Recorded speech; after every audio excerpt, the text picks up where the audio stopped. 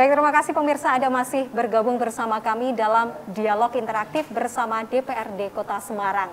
Dan seperti yang saya sampaikan tadi, akan ada 3 narasumber yang bergabung dan juga berbincang pada hari ini.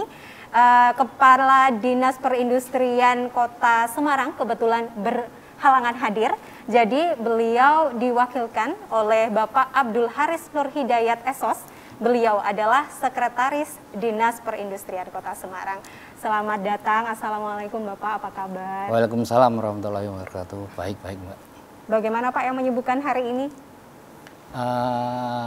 Jadi mohon maaf sebelumnya kami tadi agak terlambat. Jadi ada beberapa kegiatan yang kita laksanakan tadi sehingga secara mendadak Kepala Dinas kami menginformasikan untuk saya menghadiri ini.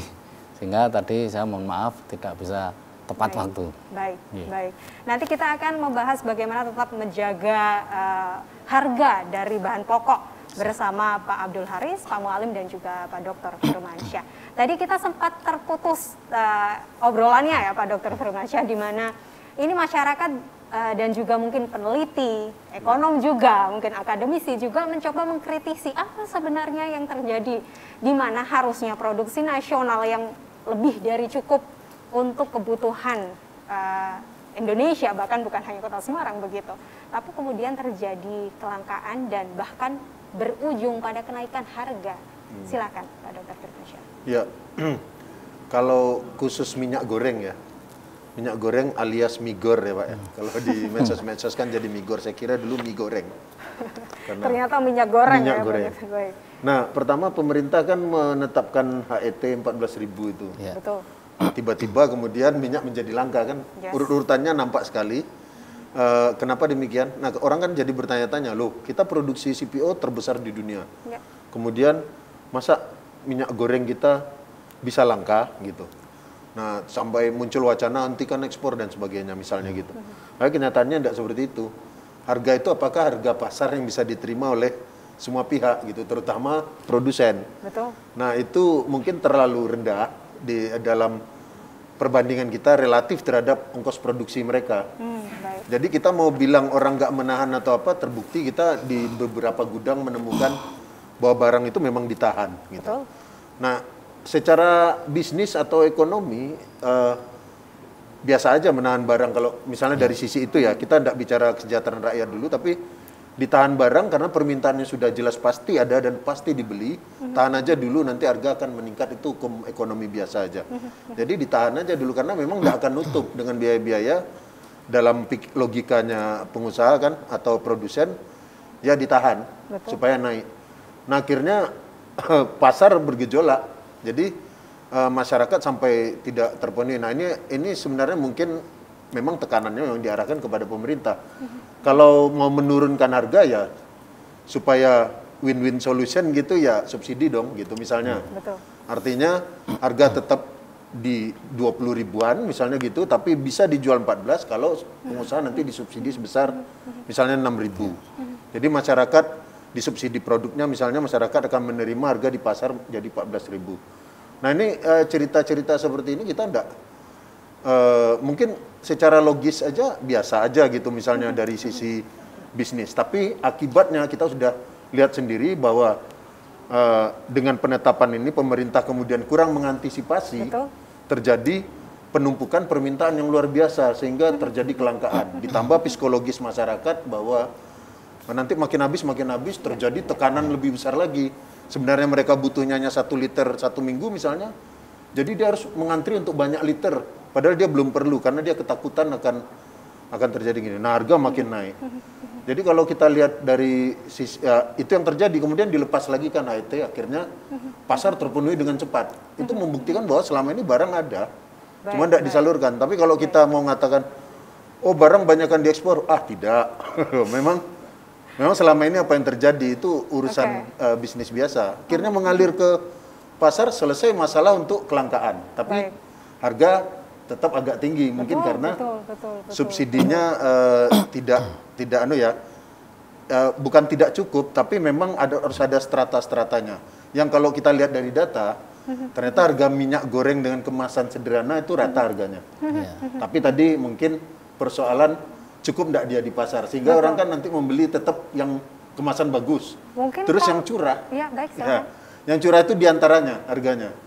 Jadi masih bisa lah di atas 14.000 sampai 18.000 kalau tidak salah di data.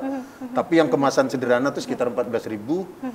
Nah, yang kemasan bagus itu di angka 20.000 kalau tidak salah ya. Betul, 20 sampai 20. Ya, 20 sampai 25. Pak Dokter Firmansyah sedikit memotong, di mana tadi Pak Dokter sempat menyampaikan juga bahwa kalau dilihat dari segi ekonomi, ini adalah salah satu sirkulasi ekonomi yang biasa dilakukan gitu. Mungkin hanya ada pendistribusian yang kurang merata, apakah seperti itu? Bukan biasa dilakukan, tapi strategi bisnis saja gitu. Oh, oke. Jadi, tapi kita melihatnya dari sisi itu ya. Kita tidak bisa, kalau saya sih sebagai ekonom tidak akan melihat hanya dari sisi itu. Rakyat Tapi harus juga diperhatikan dari dong. kesejahteraan Ya, masyarakat. kita harus memperhatikan semua elemen. Nah, rakyatnya harus selamat gitu. Tapi apakah bisa disubsidi sedemikian besar? Cuman strategi pemerintah mensubsidi kemasan minyak tertentu atau minyak dengan standar tertentu ya oke lah. Betul. Kalau enggak boros dong duit. Baik. Nah, minyak yang dengan kemasan bagus biar dikonsumsi oleh menengah ke atas itu tidak perlu terlalu Ya. disubsidi. Jadi masalahnya adalah mungkin kecepatan kurang, terus mungkin kurang sistemik dalam mengelola persoalan minyak goreng ini. Yap, Dan yap. saya kira menahan itu juga bukan persoalan sederhana, dia bisa kena Ada jerat hukum tindakannya. juga gitu. Nanti dilanjutkan Ya. ke Pak Haris. Tadi menyambung apa yang disampaikan oleh Dr. Firmansyah. Nanti kita lanjutkan lagi, Dr. Firmansyah. Apa yang disampaikan bahwa mengingat isu-isu yang baru saja dialami dan juga kekhawatiran masyarakat di mana jelang Idul Fitri, banyak kekhawatiran atau kecemasan masyarakat akan kelangkaan bahan pokok. Tadi Pak Dr. Firmansyah sedikit memberikan gambaran tentang isu yang baru saja terjadi begitu.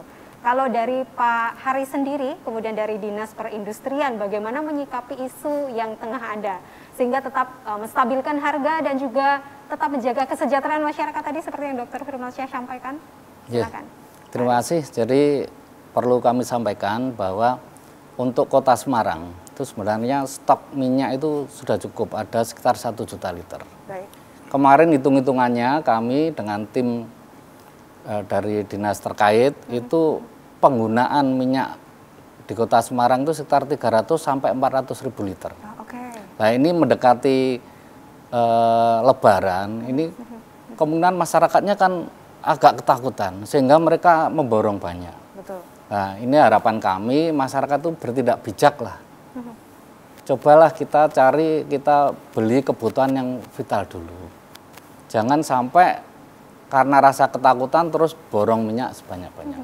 Sebenarnya pemerintah Kota Semarang dalam hal ini sudah cukup terkait dengan stok minyak goreng ini, terutama minyak goreng curah. Sementara kita seperti apa yang tadi disampaikan oleh Pak Dokter tadi, kita nggak usah dulu perhatikan minyak-minyak yang premium ke atas yang di toko-toko modern. Kita coba cukupi kebutuhan masyarakat, terutama menjelang Hari Raya Idul Fitri ini. Sehingga insya Allah kalau seandainya masyarakat itu bijak dengan membeli kebutuhan-kebutuhan yang benar-benar diperlukan, insya Allah tidak akan seperti ini. Betul. Harapan kami, apa yang disampaikan tadi, kita bijak dalam membelanjakan sesuatu. Dalam membelanjakan dan Iya. juga menyikapi isu Dalam, yang iya. ada. Pak Mualim, kembali apa yang telah disampaikan Pak Haris, apakah menurut Pak Mualim dari pemerintahan atau dari dari Dinas Perindustrian sendiri telah menjalankan tugasnya dengan sangat baik, apakah itu juga cukup dirasakan oleh masyarakat? Apakah masyarakat juga menerima dengan gembira keputusan-keputusan atau regulasi yang ada dan juga bagaimana masyarakat menyikapi dengan isu yang ada? Apakah masih ada kecemasan yang ada di mana semua telah dicoba untuk disikapi begitu ya Pak Haris ya? Ya, jadi gini Mbak, kalau kita melihat apa yang dilakukan oleh pemerintah itu kan bisa kita lihat dari beberapa sisi.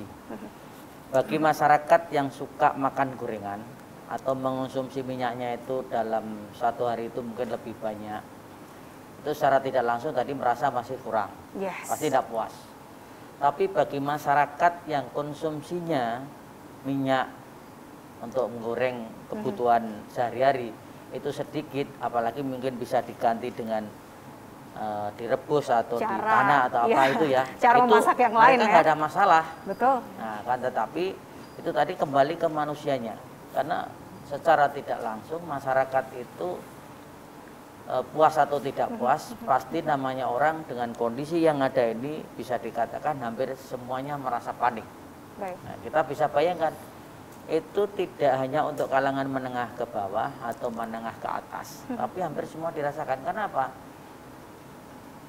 Kita itu hampir rata-rata bu ojo makan gorengan, ini kolesterol, tapi faktanya mau enak kok, mau dicegah lah itulah. Jadi itu yang menjadi permasalahan. Seperti Kemudian, favorit begitu ya, wajib itu. banget gorengan. Nah, kalau sekarang seperti yang disampaikan oleh Mas Haris tadi, kalau memang masyarakat itu bisa mengatur kondisi pemakaian minyak ini ya memang bagus, tapi masyarakat ini kan beda-beda karakter. Nah, beda-beda karakter beda-beda seperti apa karakter. dilanjutkan setelah jeda pariwara ya Pak Mualim.